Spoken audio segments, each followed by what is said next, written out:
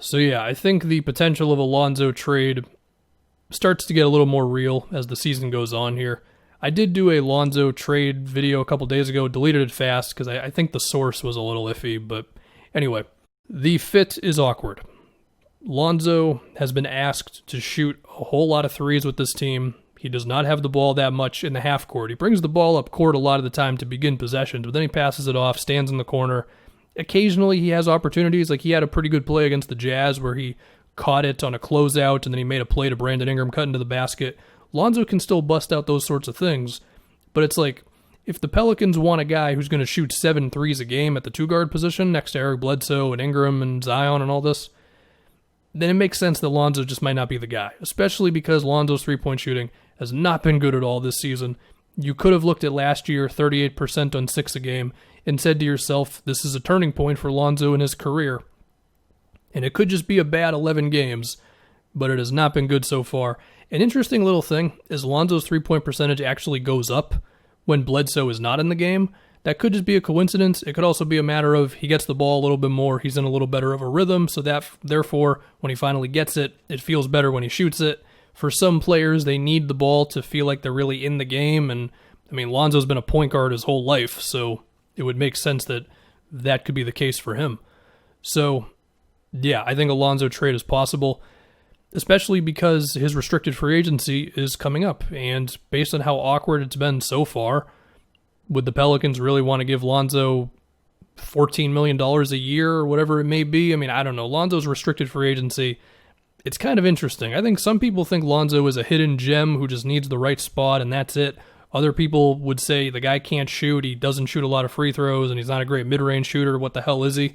Like, even those people might acknowledge he's still a defender, a passer, and all that stuff, but if you can't be an efficient, like 14 points a game guy at least, then can you really be that good of a player? Is either side wrong right now? I mean, in their eyes, no. They both have evidence to point to. I mean, Lonzo's lineup numbers have continued to be very good. I'm still optimistic about the guy because of the defense, the passing, the rebounding, and all that, but, you know, it's tough. Now, as I think about, well, what could you do before having to go to a trade? Well, for one, you have to hope Lonzo's threes go in a little bit more.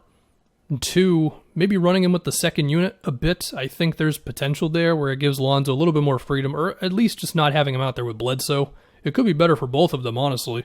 I mean, I don't think it's crazy to just start J.J. Redick over Lonzo. From an offensive standpoint, it makes way more sense than having the two point guards together. Now, as I say that, J.J. Redick's shooting has been rough this season to open up as well, but we have to assume he'll just figure that out.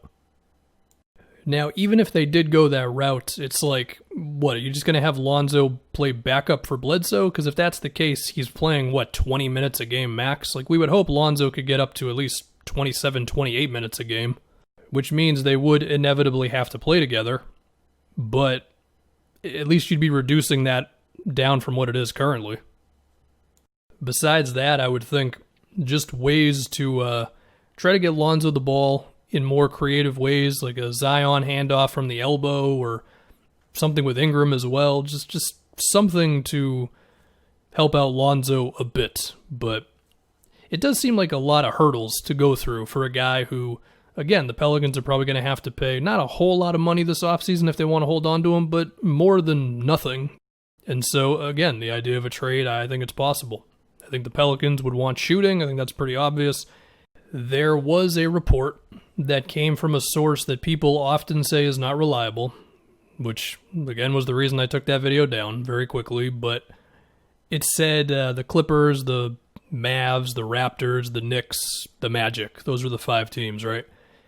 And I'm not going to speculate about each one because, again, the source, who knows? But thinking about a team like the Clippers, right? A team that has established scorers, has a good amount of shooting, but might not hurt to double down on another good defender as well as get some more passing.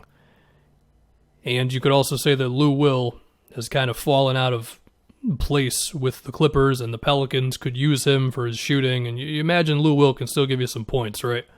Now, if that move were to happen, or if some other Lonzo trade was going to happen, who would be the team that would need to put in more assets? Because the Pelicans could be saying, well, we're giving you the second pick in the draft and stuff. Why do we have to give you more stuff? And the other team could say, bro, he shoots like 25% from three. Give us some more stuff. So whatever would come from that, I don't know. Now, if I can speculate on teams for Lonzo besides the one from the report that may or may not be valid, I mean, it's tough. If you promise me Lonzo's going to make threes, then a lot of teams. If not, then not a whole lot. I guess the easiest thing to do is look around for teams that need passing and defense. I think Chicago fits into that, but it's like between Levine, Kobe White, Satoransky, who's already kind of their version of Lonzo, I fear that he would not get the ball enough there. The Nuggets have had problems defensively. They don't need any help when it comes to passing, but if they wanted Lonzo for some defense and they thought that they could get his offense going a little bit more, maybe, but then it's like between Jokic, Murray, Monte Morris, maybe Lonzo would spend a lot of time playing off of everybody there too, which again, he shouldn't be the primary ball handler, but there's a fine line, I feel like, with him. Also, the Nuggets, or the Pelicans, would probably want Will Barton in that move, and I feel like the Nuggets would view him as a little too good to trade for Lonzo. The Blazers need more defense. The fear of Lonzo's three-point shooting not being a thing next to Dame, that's pretty frightening because we've seen what happens when he doesn't have shooters around him. Do we think Lonzo could help the worst defense in the league on pace to being the worst defense of all time, Sacramento Kings? I don't know, maybe. I mean, Lonzo and Halliburton running around defensively, that could be kind of cool.